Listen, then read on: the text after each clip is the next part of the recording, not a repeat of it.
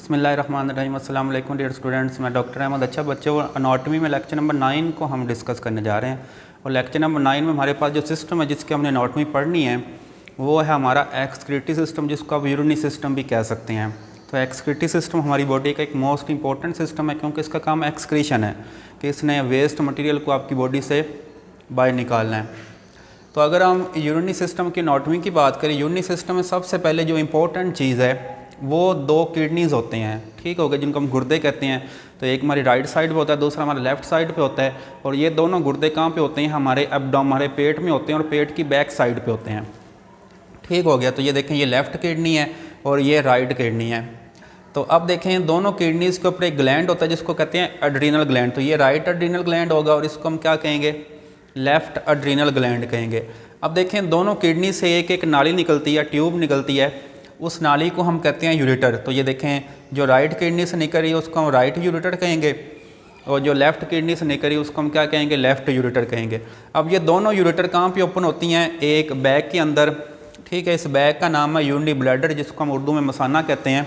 तो इसमें यूरिन आके स्टोर हो जाता है। तो यूरिनरी ब्लैडर के नीचे यूरिथ्रा होता है, तो यहाँ पर यूरिन आता है, और यूरिथ्रा में जो ओपनिंग होती है, इस ओपनिंग को कहते हैं यूरिथ्रल ओरिफिस। फिर इस ओरिफिस के जरिए, इस ओपनिंग के जरिए जो यूरिन होता है, जो पेशाब होता है, वो बॉडी से बाहर निकल जाता है। यूरिनरी सिस्टम का जो काम है वो यूरिन फॉर्मेशन होता है। अब हम किडनी का इंटरनल स्ट्रक्चर देखें। अब देखिए, हमारे पास एक गुर्दा था, उस गुर्दे को हमने क्रॉस सेक्शन काटा, ठीक है। अब हम उस गुर्दे के अंदर देख रहे हैं, अंदर आपको क्या नज़र आ रहा है? तो जब हमने गुर्दे के अंदर देखा तो गुर्दे के आपको 2 हिस्से नज़र आते हैं। ये इसका आउटर पार्ट है, ये इसका इनर पार्ट है। तो आउटर पार्ट को हम रीनल कॉर्टेक्स कहते हैं और इसके अंदर वाले पार्ट को कहते हैं रीनल मेडुला। अब देखें, गुर्दे के बाहर एक मेम्ब्रेन होती है जो उसकी प्रोटेक्शन करती है, तो इस मेम्ब्रेन को कहते हैं रीनल कैप्सूल, ठीक हो गया।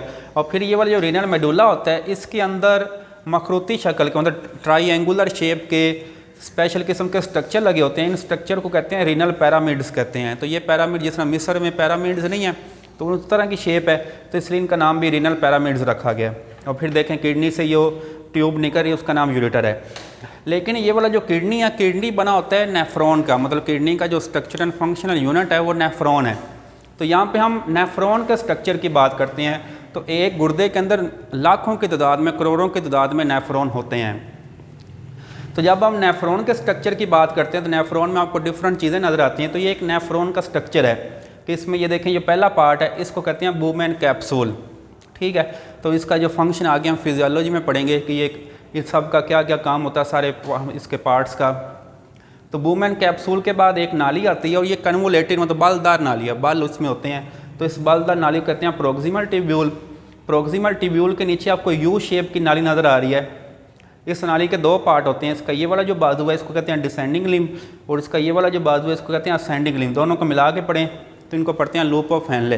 तो ये लूप ऑफ हेनले है यू शेप का। लूप ऑफ हेनले के बाद एक और नाली आ गई है जो ये भी बालदार है, तो इस नाली का नाम है डिस्टल टिब्यूल। और डिस्टल टिब्यूल आगे एक और नाली में ओपन होती है, और इस नाली का नाम है कलेक्टिंग डक्ट है। तो हमारे पास जो नेफ्रॉन है उसमें कितने पार्ट्स आपको नज़र आ रहे हैं? Bowman capsule, loop of Henle, proximal tubule, distal tubule और कलेक्टिंग डक्ट। तो ये इसके 5 पार्ट्स हैं।